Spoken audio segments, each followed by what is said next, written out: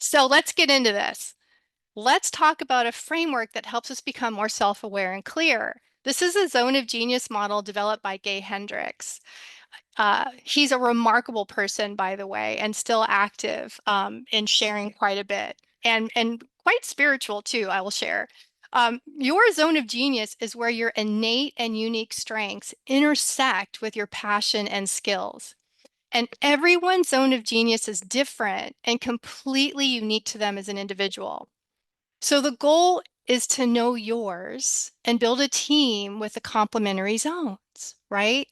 And this model is going to give us a powerful way to look at the kind of work we're doing and how it either supports or sabotages our energy. So as I go through these zones, you're going to start thinking of things that come up for you that might relate to each zone. And one of the things I invite you to do is in the days after these sessions is you're going to start noticing it. I was doing that yesterday as I was doing a variety of different things. I'm like, oh, that lives in this zone and this is in this zone. And why am I doing this? It's in this zone. Okay, so here we go. First, there's the zone of incompetence. So this is the stuff that doesn't come naturally. It drains you, and someone else could do it better. So a real life example for me that just actually happened in these last, like within the last 5 days, is troubleshooting computer problems.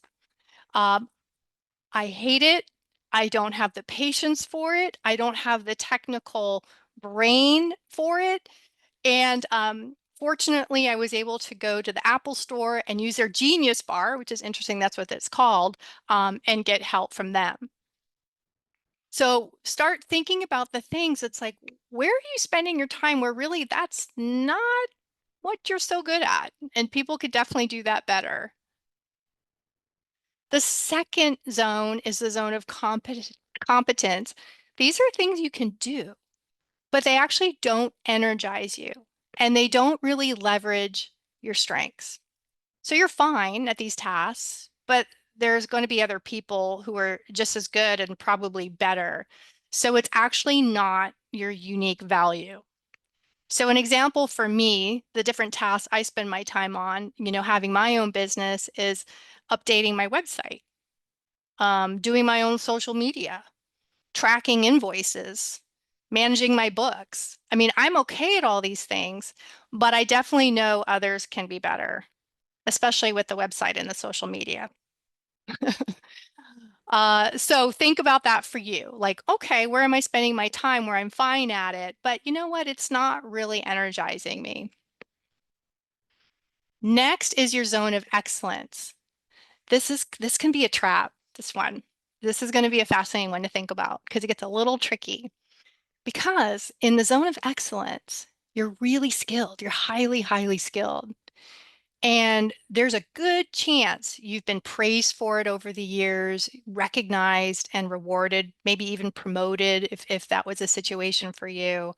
Um, but at the end of the day, it doesn't light you up. And it can actually trap you in work that looks successful on the outside, but it drains you. It slowly burns you out.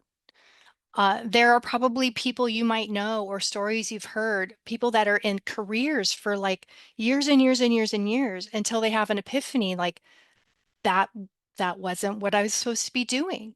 I just heard one the other day of an attorney who highly specialized, knowledgeable, successful, and then realized later like this completely is draining me, you know. So for me, there was a time in my career that I kept getting promoted for roles and responsibilities related to managing operations and developing processes because I'm actually really, really good at it.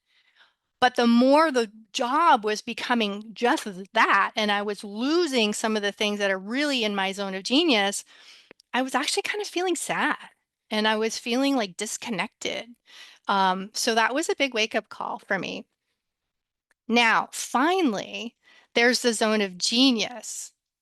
This is the sweet spot. It's your unique ability. It's fueled with your passion and ease. You lose track of time when you're doing it. It's your native brilliance. It's what you were designed to do. It's the work that feels like an extension of who you are. You're naturally great at it and it energizes you.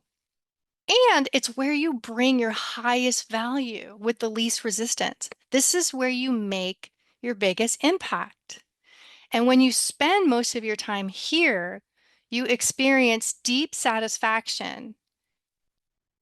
Yeah, deep satisfaction and make your biggest impact. So for me, I love connecting with people and just truly seeing them.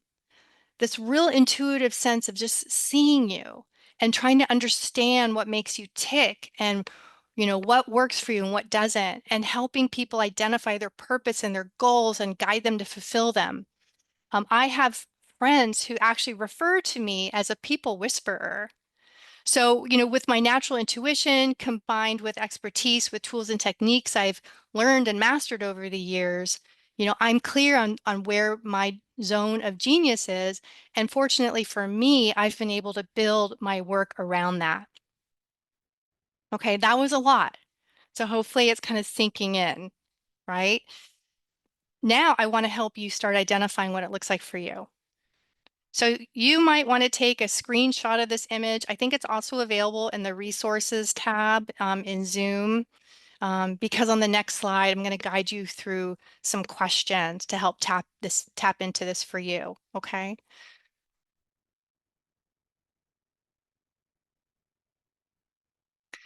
In the resources section too, I believe there is a fillable worksheet you can use called the Zone of Genius Reflection Worksheet.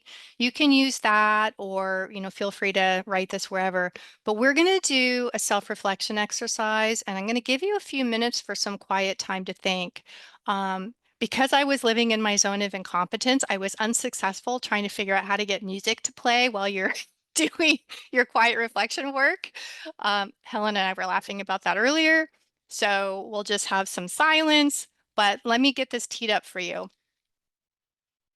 We're only going to have a few minutes. And as I said earlier, this is deep soul searching work, right? So for now, I don't want you to overthink this. I want you to trust your gut. Okay. So I want you to take time and answer these questions. And then after you've had time to answer these questions, go zoom out for a moment, take a look at what you wrote and identify, like, is there a theme? Is there a common thread? So, and then try to describe your zone of genius in one sentence or phrase. So this is a lot in just a few minutes. But, for example, translate big ideas into visual clarity or bring calm to chaos through structure. A couple from clients I work with, one is high capacity to know and remember every single detail of a project. And another one is, I love selling and that feeling of getting a new client. It's in my blood. Okay. So take a few minutes. I'm going to set a timer and then I'll check in. Okay.